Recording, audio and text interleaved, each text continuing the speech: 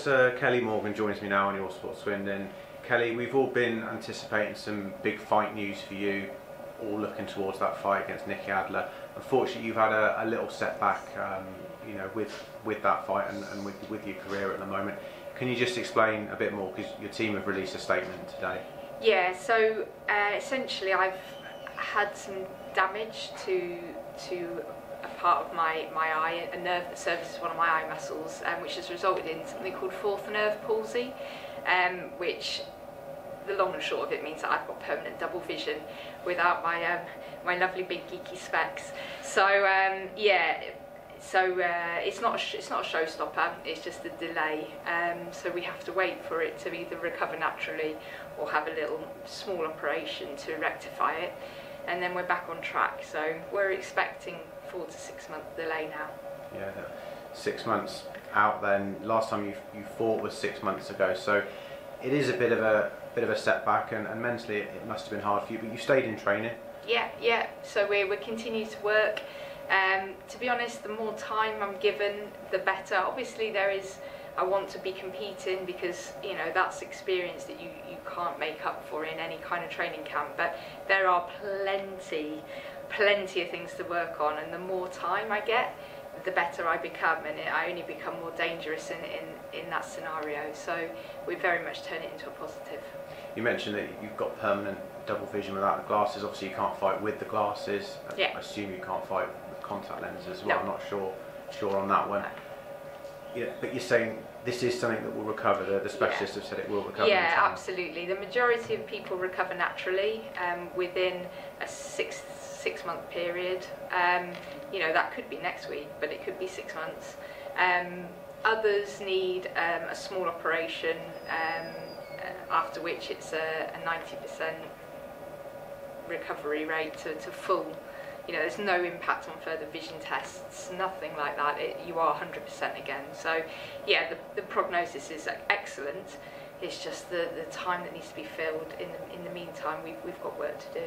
Yeah. What will you do in that time? Let's hope it's nearer the 4 months than the 6 months. What will you do in that period of time? So plenty of technical work. I'm going to work on all those weaknesses that I have, that I can make myself stronger and stronger. Obviously the physical conditioning continues. I get to grow a little bit more into a natural super middleweight, which is great, more time. And also Verasport going to get me busy with various events and commitments out there in the community. So I'm really looking forward to that, and just feeling part of a community again, because it's been a little bit of a difficult time. Yeah, I'm sure people have been inundating you with messages as well to say when's the Adler fight going to happen, or when you're going to be next out. So has that part of it been quite hard? It's been very difficult to manage, but that's the thing. The support out there is absolutely what drags you through these sorts of things. And I don't know, I appreciate that, any road with a decent destination is not an easy road to walk. I've just got to keep strong mentally, physically, and in every respect, to make sure that I get that happy ending. I reach the end of that road, and I can look back and go, I was tested, but I stood up, and I definitely did come through. Yeah, it's been a bit of a, we've always called your career a roller coaster career, with shows being called off, fights being called off, and I think it has been, and this is just another kind of dip down before I'm sure you rise up again. From a mental side of things, how do you keep yourself going, because you've got so much desire, so much heart? Is that what keeps you going? Well, I can't really answer that. I just do. I guess so. I mean, I suppose with that I've got an innate belief that this is meant to be, and that I am on the right road finally. And I never let go of that. I've got fantastic support from great family, and my friends out there. They're the people. Me plus those two factors means you cannot put me down. That's it, simple. I've got a job to do, and I will get there. Yeah, you won't give up, will you? You can't give up on something that's meant to be. It's just, you can test and test and test and test me. I'll stand up again and again and again, and we will get there. Seems silly to talk about an injury in terms of a blessing in disguise, but had the Adler fight have happened, or some of these other opportunities that I know you've had since, this problem could have developed in a fight or whatever. So is it a bit of a blessing in disguise? Is that right? Yeah, Describe it like that? absolutely. It could well be. I mean, this is an accumulative injury for me. You know, comes off the back of, you know, a couple of years of hard boxing. So just like it happened innocuously in the middle of a training camp, so could it in the middle of a fight. And that would have been a far worse scenario. You know, you really are at the start line. So for that to happen in the middle of a contest where everything is on the line, certainly, you know, that would have been an even worse scenario. So it's happened. You know, we've got some protected time now to become bigger, better, stronger, and then we go take it. Yeah. Hard to predict what's going to happen in the future. You know, touch wood, the injury's going to clear up nice and quickly. Is there ever a chance that it could come back, having cleared up? No, the consultant has said once you've had the surgery or you've recovered, you're very, very unlikely to. You're in the same probability as every other boxer out there. You know, everybody is susceptible to this, and so yeah, you're back in the pot with everybody else. So I'm not at any worse a case scenario than I would have been prior to the injury. It's just, it happens to have happened at this point in time, you know, who knew? You mentioned surgery. Is surgery a distinct possibility? Yeah, absolutely. It is indeed. I've got to go for another opinion with the consultant in Cheltenham shortly, and then yeah, we take it from there.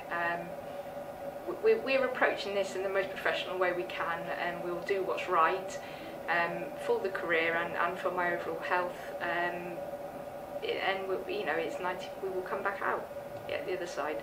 And upon returning to full fitness, what's the likely kind of route back towards a full world title shot? Presumably a warm-up fight or two. Yeah, and I would.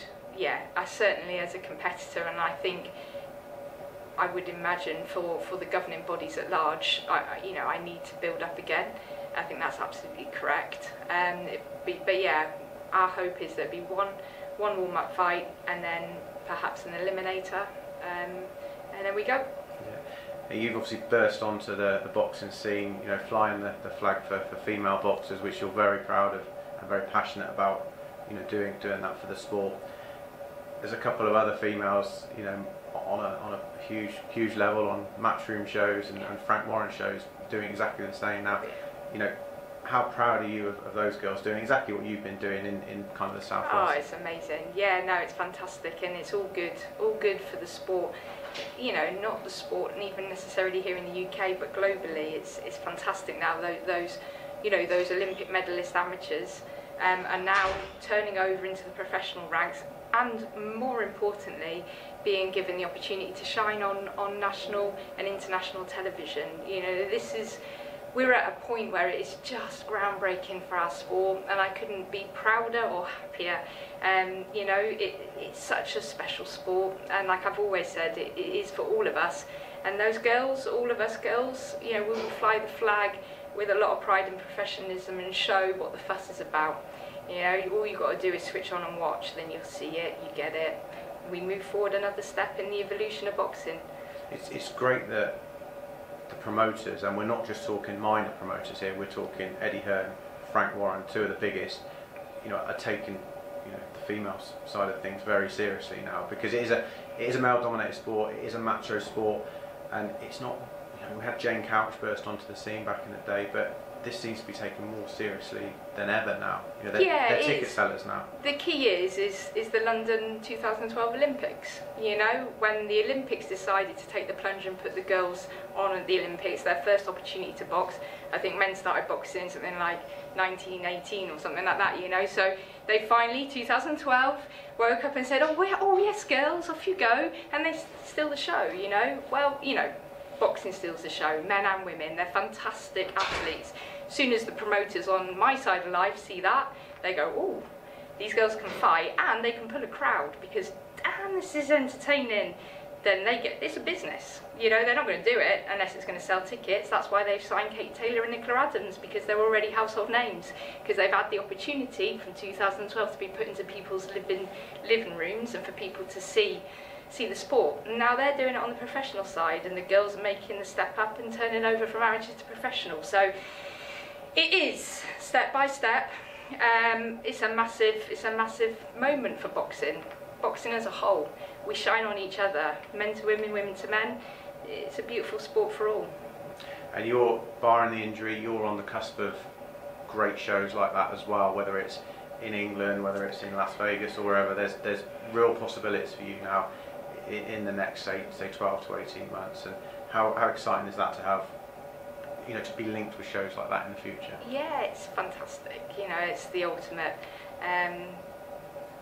I can't really, you know, articulate it. It's the pinnacle, isn't it? You know, the pinnacle is fighting for that world title, and if it means that as many people as possible can look on, enjoy what they see, and get involved with the sport, then all the better for me. You know, that's my job done inside the ring and outside the ring. Brilliant. You mentioned you're going to be doing some bits and bobs in the community. Have you got any ideas? Sport dinners and things like that? Yeah, I hope so. I'm yet to get the programme of events, but it's up and running, and yeah, I'm really looking forward to feeling a part of my hometown again. Yeah. And there's lots of pro boxing going on in the town at the moment as well. 2 shows in 2 weeks, which is unbelievable. Yeah, say we're a proud fighting town, and we continue to fly our flag in the southwest. It's amazing. That's great. Kelly, wish you all the best of luck and a speedy recovery from the injury, and thanks as always for joining us. Thank you, Steve. Thanks.